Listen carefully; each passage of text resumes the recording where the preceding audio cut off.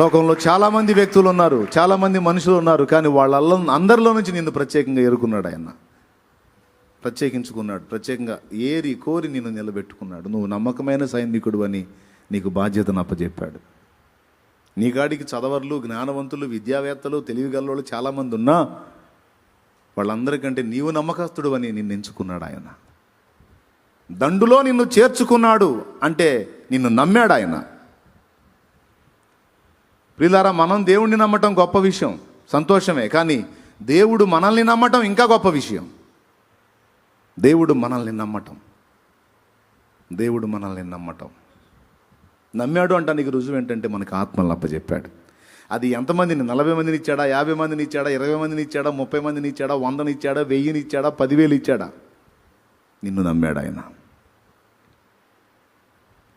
నిన్ను తన దాసుడు అని పిలిచాడు, నిన్ను తన దాసురాలు అని పిలిచాడు. నీకు ఇష్టం లేకపోవచ్చు, నీకు ఇష్టం ఉండొచ్చు, ఇష్టం లేకపోవచ్చు, కానీ పిలుచుకున్నాడు. నువ్వు కావాలి, నువ్వు కావాలి, నువ్వు కావాలి. ఎప్పుడన్నా ఆలోచించుకున్నావా సలోమే? ఎప్పుడన్నా ఆలోచించుకున్నారా? నీ దండులోకి నన్ను చేర్చుకున్నావు, ఏం చూసి చేర్చుకున్నావు ప్రభువా అని ఎప్పుడన్నా ప్రశ్నించుకున్నావా? నాకేం వచ్చు, నాకేం తెలుసు, నేనే పాటిదానిని, నా నమ్మకత్వం ఏ పాటిది, కానీ నన్ను పిలిచావేంటి ప్రభు అని ఏనాడన్నా దేవుని ముందు కూర్చొని మాట్లాడుకున్నావా? ఈరోజు నువ్వు మాట్లాడితే 10 మంది నీ చుట్టూ చేరారు అంటే, నువ్వు మాట్లాడితే ఒక 20 మంది కూర్చొని వింటున్నారంటే, నువ్వు మాట్లాడితే ఒక 50 మంది, నువ్వు మాట్లాడితే ఒక 100 మంది కూర్చొని వింటున్నారంటే, దేవుడు ఆత్మల్ని నీకు ఇవ్వకుండా నువ్వు సాధించగలవా? ఒక్క మనిషితో నువ్వు మాట్లాడి గెలవగలవా? స్త్రీలారా, సైనికురాళ్ళుగా మిమ్మల్ని ఎంచుకున్నాడు దేవుడు. కొంతమందికి ఒకవేళ ఇంకా పరిచర్య ఏర్పడకపోతుండొచ్చు, కానీ భవిష్యత్తులో తప్పకుండా నిన్ను పిలుచుకున్నాడు కాబట్టి ఇప్పుడు అనుభవాలు నేర్పుకుంటున్నాడు. తర్వాత తప్పకుండా నీకు ఆత్మలను అప్పగిస్తాడు దేవుడు. ఎందుకంటే దండులోకి నిన్ను చేర్చుకున్నవాడు నిన్ను వాడుకోకుండా వదిలిపెట్టడు. నిన్ను దండులోకి పిలిచిన వాడు వాడుకోకుండా పొర్రపాటును కూడా వదిలిపెట్టాడు, వాడుకుంటాడు. నీ ముందుకు తీసుకొచ్చి ఆత్మల్ని కూర్చోబెడుతున్నాడంటే నువ్వు దేవుడిని నమ్మేవన్నది కాదు, దేవుడు నిన్ను నమ్మాడన్నది గొప్ప విషయం. మరి నిన్ను నమ్మి నీకు ఆత్మలను అప్పగించి ఒక నాయకుడిగా, నాయకురాలుగా నిన్ను ఏర్పరిచాడు అంటే నిన్ను దండులోకి చేర్చుకున్నాడు. ఆయన అంటున్నాడు నీతో, నా కుమారుడా, నా కుమారి, నిన్నింత నమ్మి ఇదిగో నేను నా రక్తం దారపోసి సంపాదించిన ఆత్మల్ని నీ చేతికి అప్పగిస్తున్నాను, ఏం చేస్తావు నీ ఇష్టం, నిన్ను నమ్మా మరి అని ఆయన అంటున్నాడు నీతో. అప్పుడు నీ సమాధానం ఏంటి?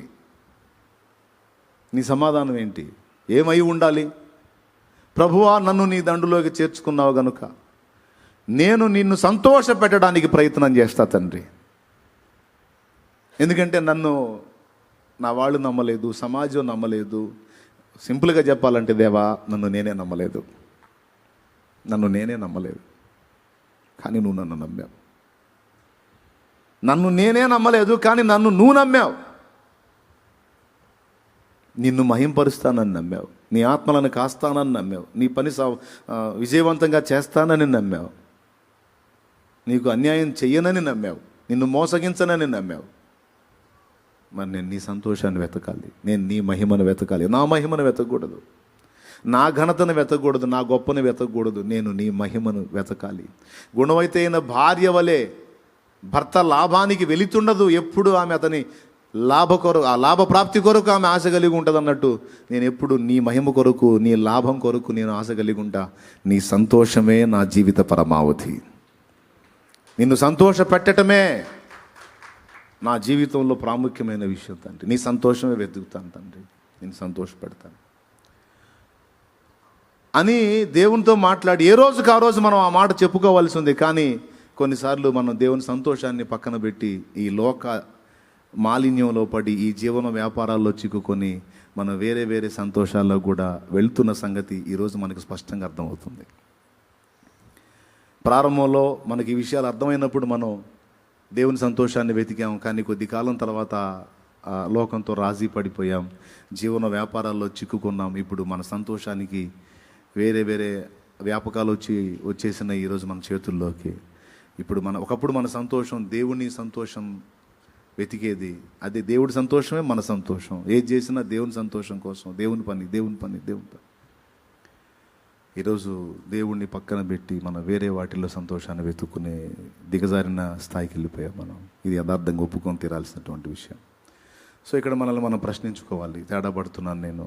ఒకప్పుడు దేవుని సంతోషాన్ని వెతికాను, ఈరోజు దేవుని సంతోషం పక్కన పెట్టి నా సంతోషం కోసం ఆలోచన చేసుకుంటున్నాను, నా సౌఖ్యం కోసం నేను ఆలోచన చేసుకుంటున్నాను. ఇది రైట్ కాదు అనే ఆలోచన మనకి రావాలి. ఎందుకంటే ఆయన దండులోకి చేర్చుకున్నాడు. నువ్వు దండులో సైనికుడివి, సైనికురాలివి. నువ్వు లోకస్తుడివి కాదు, లోకస్తురాలివి కాదు. నువ్వు సంఘానికి వెలపట్టలేవు, సంఘంలో ఉన్నావు. అంతేకాదు నాయకత్వంలో ఉన్నావు, నువ్వు నాయకత్వంలో ఉన్నావు. ఇంకా చాలా డేంజర్ పనిలో ఉన్నావు నువ్వు. చాలా నమ్మాడు. సంఘంలో చాలామంది విశ్వాసులు ఉన్నారు, వారు దేవుడిని నమ్మారు. కానీ వాళ్ళకి నాయకుడిగా దేవుడు నియమించాడంటే దేవుడు నిన్ను నమ్మాడు. నాయకురాలిగా నియమించాడంటే దేవుడు నిన్ను నమ్మాడు. నువ్వు కోరుకున్నా కోరుకోకపోయినా దేవుడు నిన్ను కోరుకున్నాడు. ఎందుకు మరి నీ మీద అంత నమ్మకం ఆయనకి? కొన్నిసార్లు తెలిసి తెలియక వంకర అడుగులు పడిన ఒక నమ్మకం నీ మీద. నువ్వు దిద్దుకుంటావు, సరి చేసుకుంటావు, లైన్లోకి వస్తావు అని నమ్మకం. దేవుడు ఎంత ప్రేమించాడు నిన్ను, దేవుడు ఎంత ఆధిక్యత ఇచ్చాడు నీకు.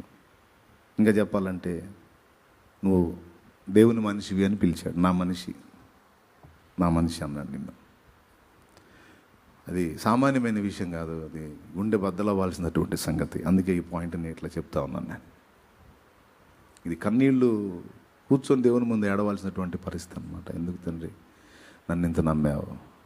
అంత క్యారెక్టర్ నా దగ్గరే ఉంది, అంత నమ్మకత్వం నా దగ్గరే ఉంది, అంత భక్తి నా దగ్గరే ఉంది, అంత ఆత్మీయత నా దగ్గరే ఉంది, అంత నమ్మకత్వం నా దగ్గర ఏం చూసావు నువ్వు?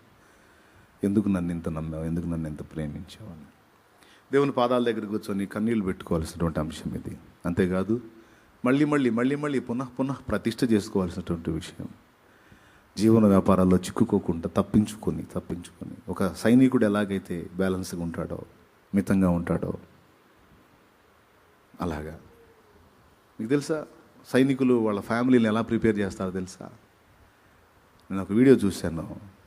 ఆ వీడియో చూసి నేను ఏడవకుండా ఉండలేకపోయాను. మన సైనికుడు చనిపోయాడు. బాక్స్లో పెట్టి తీసుకొచ్చారు. 3వ నెల జెండా ఆ బాక్స్ మీద ఉంది. 3 రంగుల జెండా, జాతీయ చక్రం దాని మీద ఉంది. ఫ్యామిలీ ముందుకు తీసుకొచ్చారు. ఆయనకు ఒక కూతురు ఉంది. 2 కూతుళ్ళు ఉన్నట్టున్నారు. అందులో ఆ కూతుళ్ళు దగ్గరికి వచ్చి, ఆ బాక్స్ దగ్గరికి వచ్చి డాడీ అని పడి ఆడవట్లా వచ్చి ఆ బాక్స్ దగ్గరికి వచ్చి బాక్స్ ముందు నిలబడి ఏడుస్తున్నాయి శాల్యూట్ చేశారు వాళ్ళు.